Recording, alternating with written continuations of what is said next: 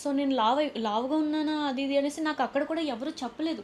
స్క్రీన్‌లో ఇంత దారుణంగా లావుగా కనిపిస్తున్నాను. అండ్ ఇక్కడికొస్తే ఇంత సన్నగా కనిపిస్తున్నానని నా ఫ్రెండ్స్, నా ఫ్యామిలీ వాళ్ళు మొత్తం అందరూ లైవ్‌లో ఇంకా కొంతమంది చూసి సెల్ఫీ అడిగేవాళ్ళు. వాళ్ళందరూ షాక్ అసలు లిటరల్లీ షాక్ అయ్యారు వాళ్ళు.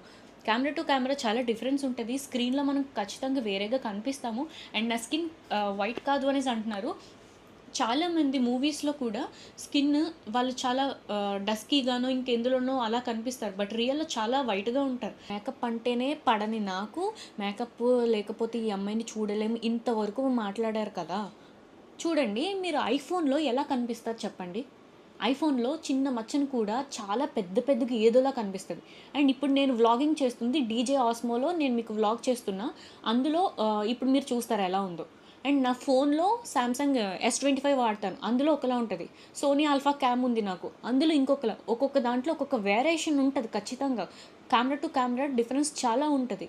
ఫస్ట్ 'బిగ్ బాస్' వాళ్ళు కూడా నాకు హెల్త్ ఇష్యూస్ ఇలా ఫేస్ చేశాను. దానివల్ల నాకు ఇదంతా వాసిపోయింది.